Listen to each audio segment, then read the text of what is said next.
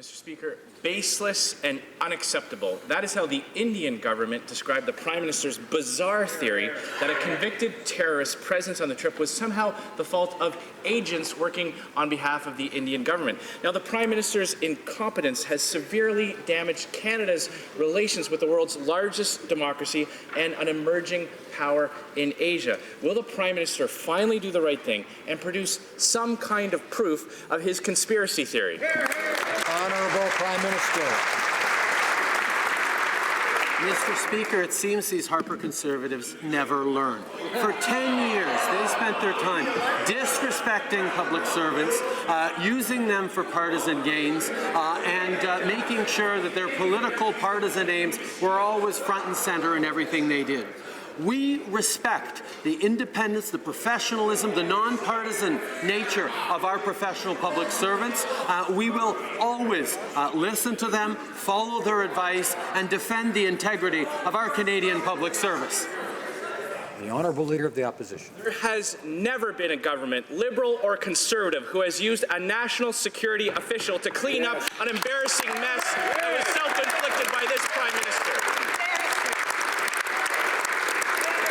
I've got a quote I'd like to read to the Prime Minister by a senior correspondent who has followed these issues for years. Quote, in 10 years of Harper, I never saw a bureaucrat sent out to clean up a mess made by a politician, but it just happened with this Prime Minister. Why is the Prime Minister using independent officials to clean up his mess? Right. Honourable Prime Minister. Mr. Speaker, the allegations and insinuations made by the members opposite are based in their own experience of torquing our professional public. Order. Having trouble hearing the answers. I would encourage members to show respect for this place. The Right Honourable Prime Minister has the floor. Mr. Speaker, for 10 years, the Conservatives opposite torqued our public service every chance it could get for partisan advantage. So I can understand they think everyone behaves that way. Well, we don't, Mr. Speaker. Every day, whether it's in this case or in their everyday work, all the nonpartisan security agencies do an exceptional job in the service of Canada's national interest, and Canadians can be reassured that beyond the partisan nature of this House, our professional public servants are— Honourable Leader of the Opposition. There is nothing partisan about this. It was the Prime Minister's trip that turned into a disaster. It was the Prime Minister's office who mishandled the invitation that went out to a convicted attempted murder. And then for the first time in history, they decided to use an independent public service as a human shield for his terrible news cycle. If the Prime Minister is so sure about what he's saying, will he confirm that no one in the Prime Minister's office or anyone in the public service under his control organized the briefing that was provided for the media laying out this allegation? The Right Honourable Prime Minister.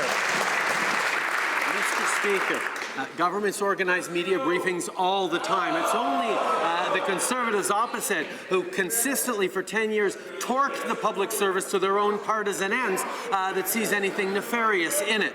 Unlike the previous government, we respect in particular the ability of the public service to provide nonpartisan advice and support to the government.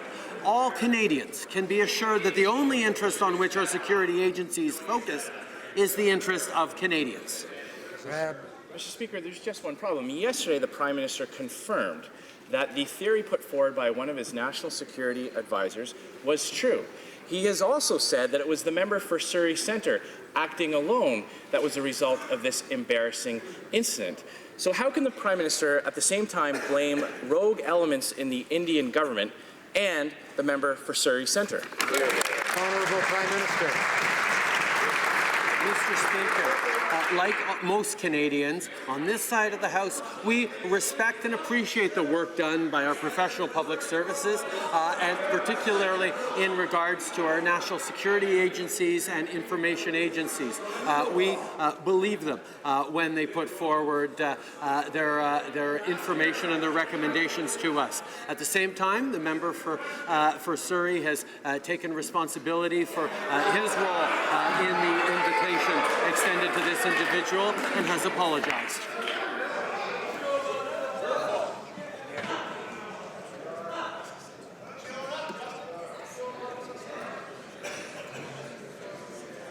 Order. The Honourable Leader of the Opposition. Mr. Speaker, is the Prime Minister actually saying that the member for Surrey Centre has taken sole responsibility for a scheme concocted by the Indian government? Is that the assertion that we're led to believe? Now, how can they both be true?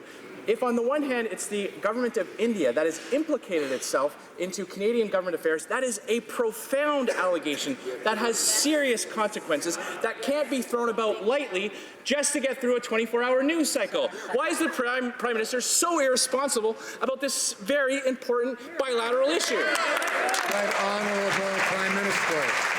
Mr. Speaker, once again, we support and accept the Council, the recommendations, the extraordinary work and advice done by our national security agencies and information agencies. We support our professional public service and accept the information and recommendations they give to us. At the same time, like I've said, the member for Surrey Centre has taken responsibility for having extended the invitation to this individual and has apologized. The Honourable Leader of the Opposition. Mr. Speaker, nobody believes that there wasn't a single person in the Prime Minister's office that was not provided a list of invitees. Okay. Nobody believes his ridiculous assertion that the responsibility lies with rogue elements or factions in the Indian government. Now, by having an independent national security official brief the media anonymously right in the middle of a negative 24-hour news cycle, the Prime Minister has implicated the independent public service in his disastrous trip. Will the Prime Minister confirm or deny that anyone in his office orchestrated the briefing to shift blame on this? Honourable Prime Minister. Mr. Speaker, I'm going to have to explain this to the member's opposite who did not learn this through 10 years of government, and we saw that regularly in their behaviour in the Harper years.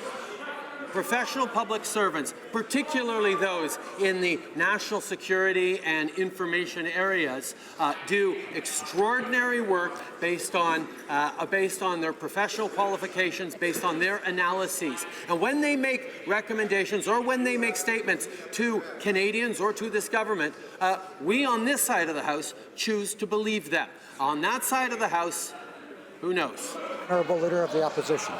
You need new lines. So, big time. The Prime Minister would have us believe that an independent national security officer took it upon himself to brief the media right in the middle of a terrible news cycle that was embarrassing the Prime Minister. Right. If that isn't the definition of politicizing national security officials, then I don't know what is. Exactly. Nobody is believing it. The Prime Minister needs to learn that there are serious consequences to these types of allegations, that governing is more than just Instagram posts, that when you make this kind of allegation, there are consequences. Will the Prime Minister identify who in his office orchestrated this media briefing? Right Honourable Prime Minister.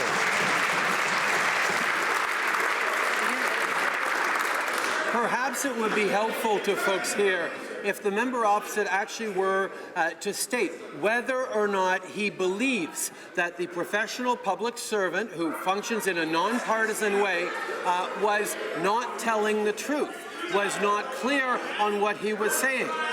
This is the issue that the member opposite seems to be going at, that he doesn't believe our professional public servants in what they tell to Canadians. If that is the case, then the member opposite should say so. The Honourable Leader of the Opposition. Order. Mr. Speaker, will the Prime Minister identify who it was who briefed the media?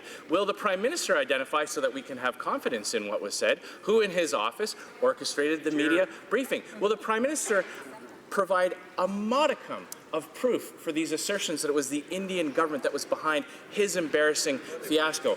I doubt that he will, Mr. Speaker. You know, last year he met with someone who was the vice president of a listed terrorist organization. In December, he met with Joshua Boyle, who days later was charged with sexual assault and unlawful confinement. Why is it always that this Prime Minister seems to be identified with these kinds of people? Right Honourable Prime Minister.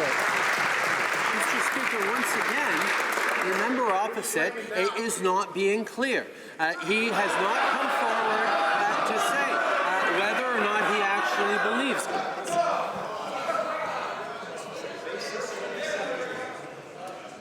Order. Order. We'll need some order so we can hear both the questions and the answers. I think a little respect for the House means we're going to hear both sides, and each side has a chance to respond in due course.